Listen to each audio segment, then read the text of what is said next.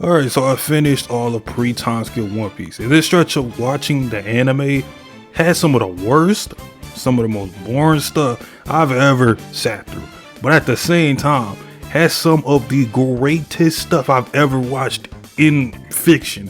The quality consistency in One Piece is, let's be honest, it's god awful at this point. But majority of the time, I enjoyed what I was watching.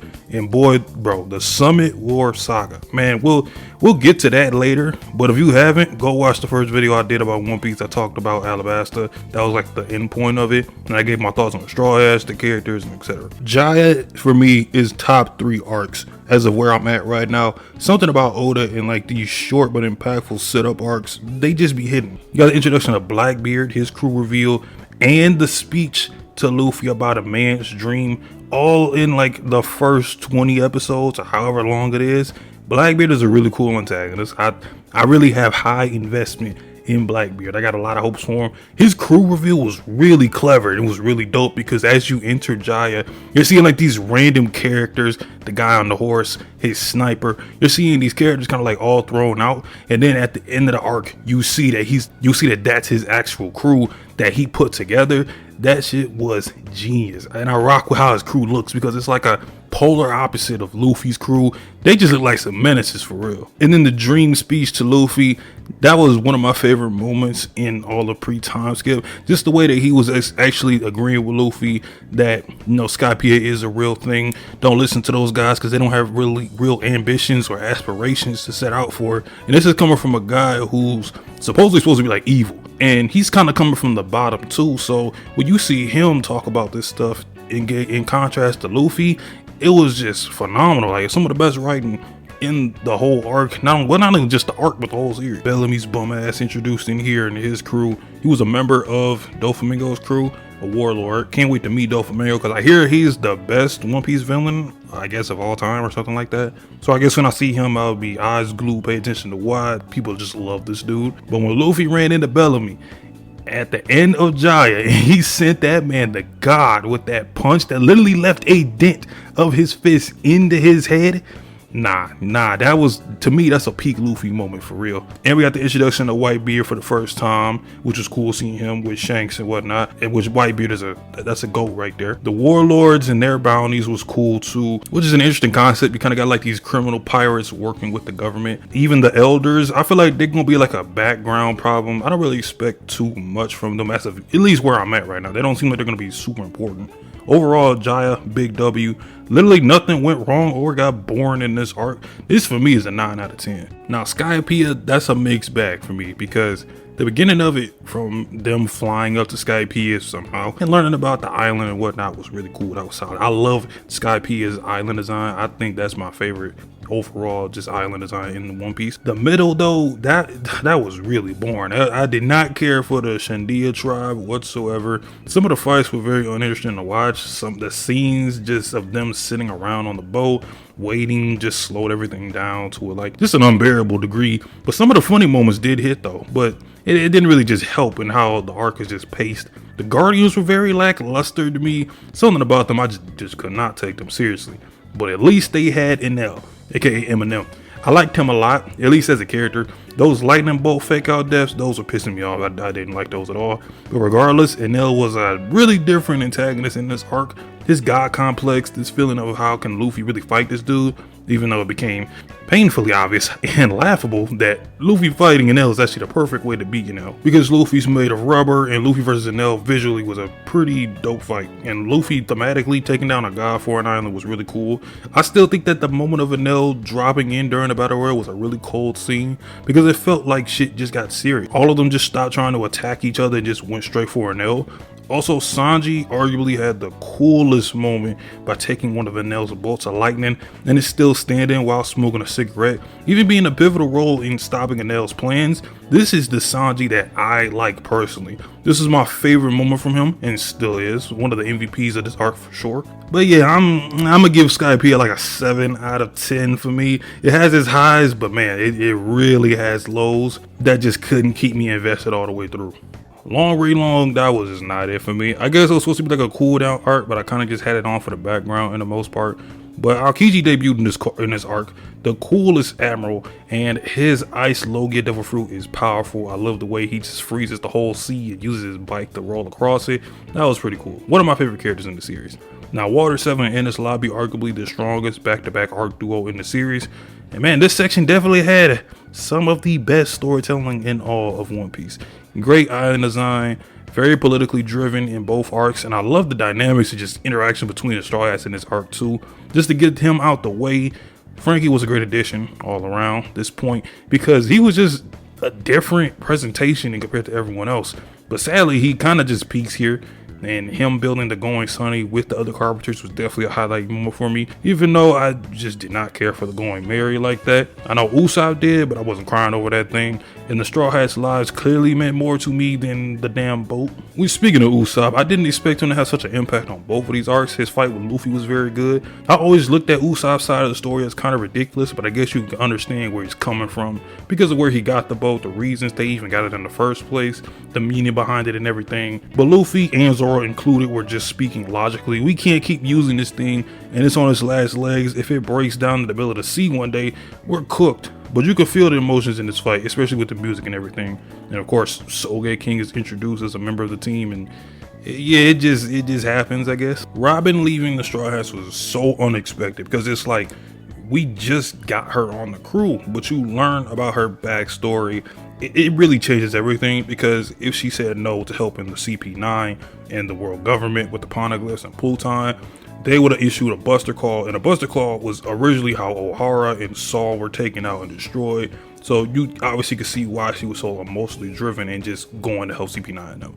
The political threats from the world government triggering the past trauma ver was also really interesting, seeing that. And really some of the first times we get an antagonist using something political to actually get something done.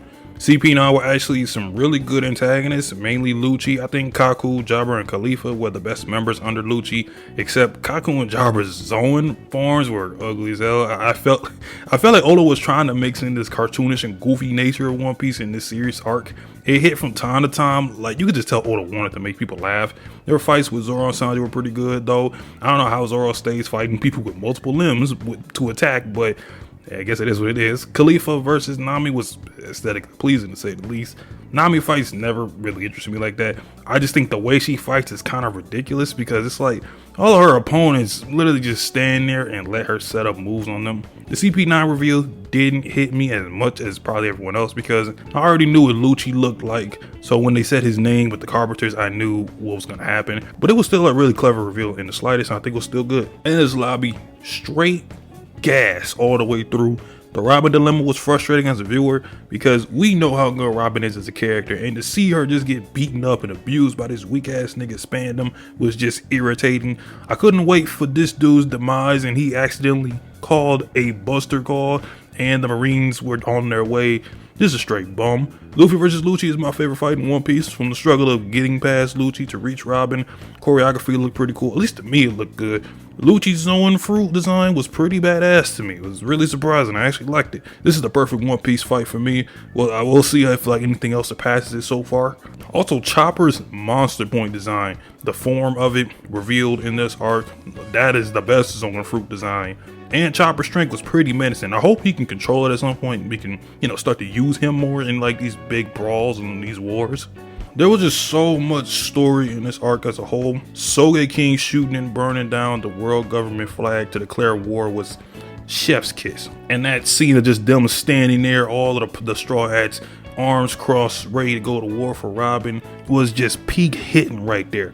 And even Soge King again had a good moment where he came in at the end, revealed himself as Usopp, made the speech to Luffy to fire Luffy up and to beat Lucci.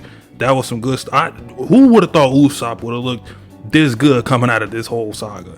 And you get freaking Gear 2, even though that randomly came about, which is an okay technique for Luffy. Really, all the Straw Hats got a power up or buff in some way in their each individual fights. But in this lobby as a whole, great arc. I'm giving it a 9 out of 10. And Water 7, to me, I'm gonna give that an 8 out of 10. And the post arc was pretty nice resolution to the war. And they introduced the 4 emperors, or the Yonkos, I think they're called too. That part, I'm gonna give it like a 7.5 out of 10. And we gotta talk about Blackbeard versus Ace. Easy top 5 fight in the series for where I'm at right now. Ace wanting his revenge for Blackbeard, leaving Whitebeard pirates, and killing a crew member. Blackbeard's darkness fruit, strong. I feel like that's gonna be a tough technique, especially going forward, because he doesn't really have, he has like a weird weakness where he kind of takes a lot of hits, even though he shouldn't. I think that's just because he's not a natural fighter like Ace, because Ace was putting in some work, and his fire Logia fruit, but that was clearly the best way that he's showing the fire, because this is really only fight in the series. But I love this fight between Ace and Blackbeard, and then Blackbeard actually beat him after they clashed with their strongest attacks and takes him into the world government for his execution. Well, one thing about it, Blackbeard is really about his business. Like, he goes with whatever is the easiest way to get something, he's gonna get it. Even if somebody pulls up on him, he's gonna find a way to win. So Thriller Bark, this was the hardest arc to get through in all the pre-Timeskip for me. The pacing from the beginning to end was painfully slow. Brook's sad ass backstory about loneliness and the whale, that kind of hit. And I think Brook is a good character overall, good addition to the Straw Hats. The island of Thriller Bark has the Halloween aesthetic going on for, which I like. That's about the most I could really say for this. The Gecko Moria as a villain didn't do it for me.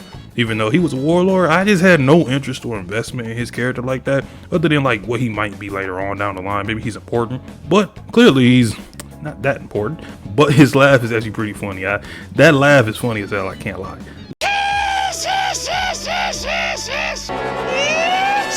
Luffy versus Gecko was a meh fight. Felt like a standard Luffy versus main antagonist fight. Nothing really too inspiring.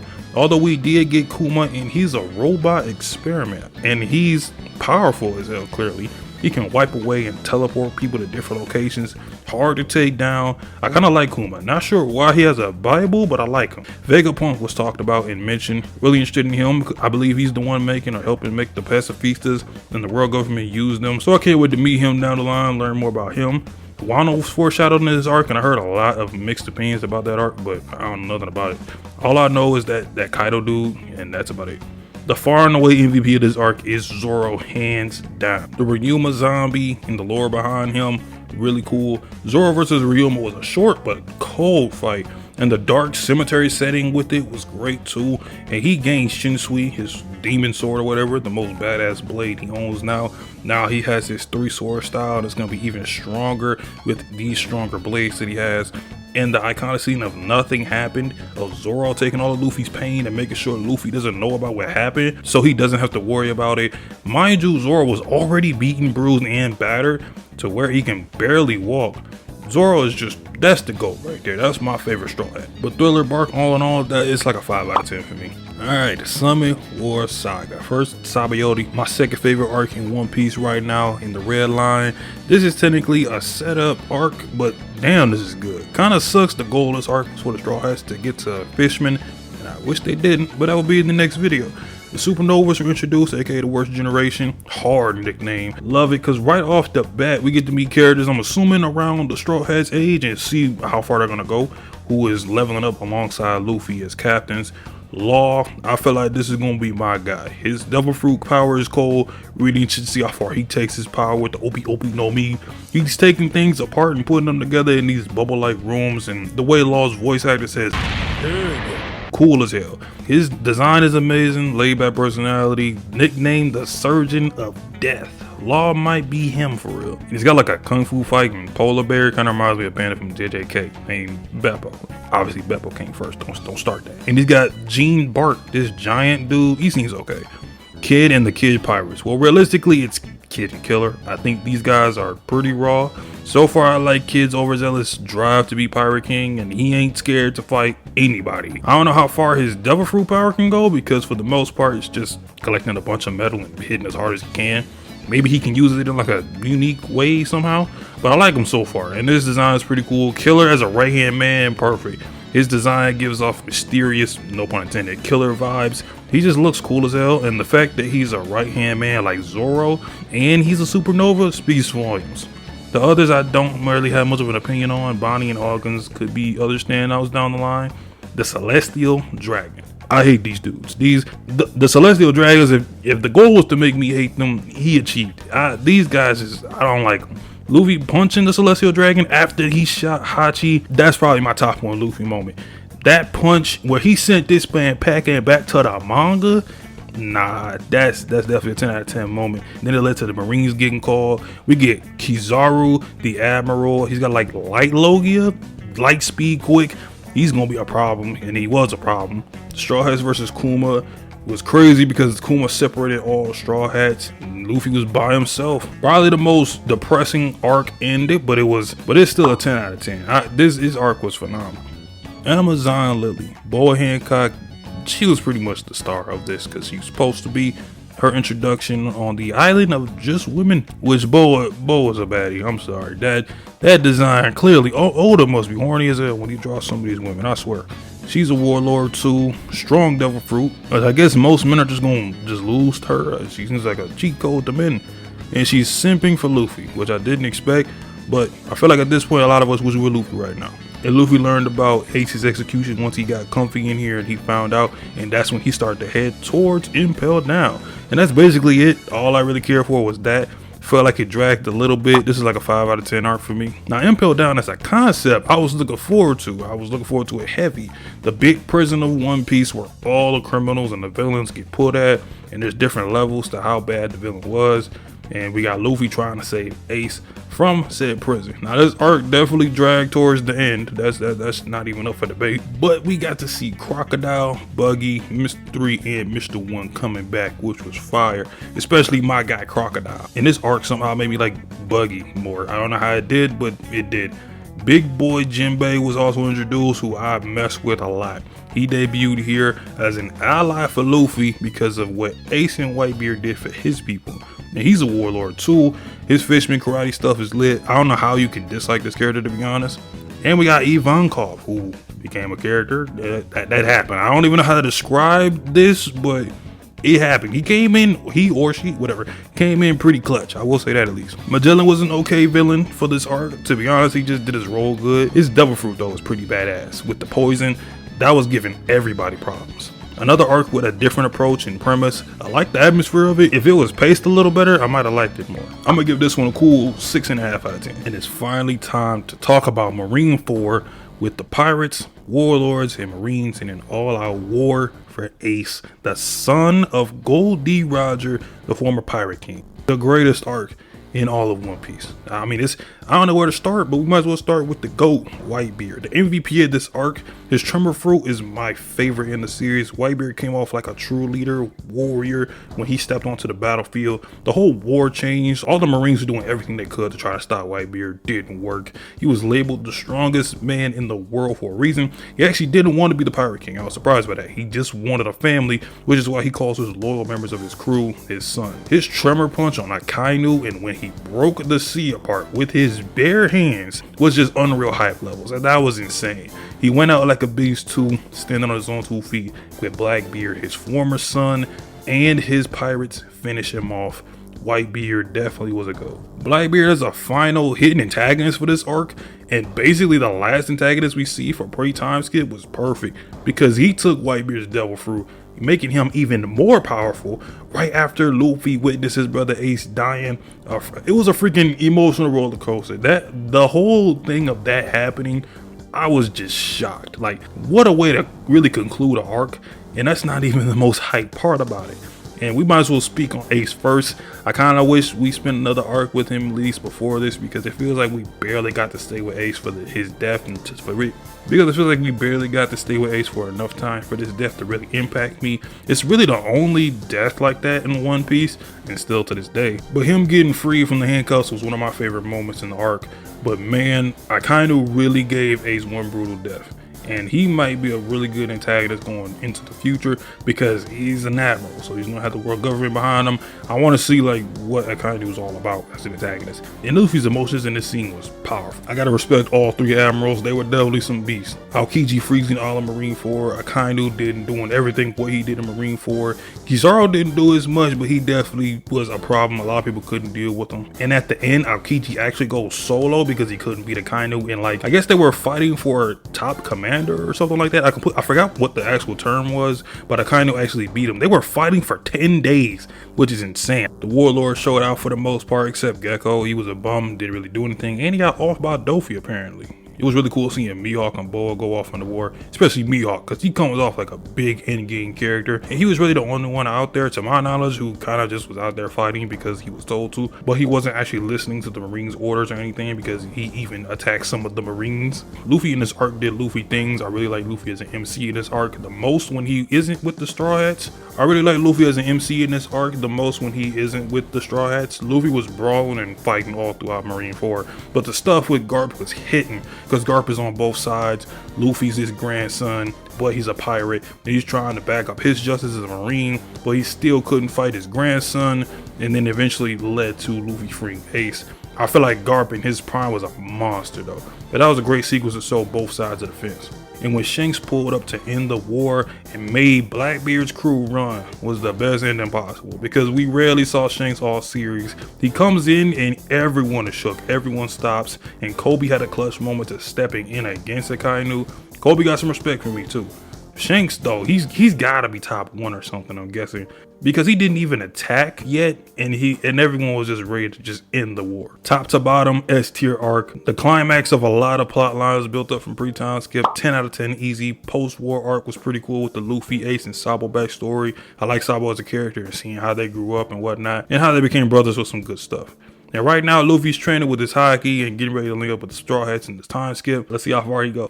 So far with everything in pre-time skip, I'm giving One Piece somewhere between 8.5. It has its ups and downs, but for the most part, I'm enjoying it. Hopefully it doesn't get bad or boring as we go into the time skip. From now on, I'm going to be doing more than likely an arc by arc type situation whenever I finish these arcs, because the time skip arcs are long as hell. That's ridiculous. But hopefully you enjoyed this long video. I normally don't like doing them, but I had to with One Piece since it's just so much content. Leave a like if you enjoy, subscribe if you haven't already. Check out the main channel if you're interested in JJK, or if you follow along with JJK, that's going to be a spot for you.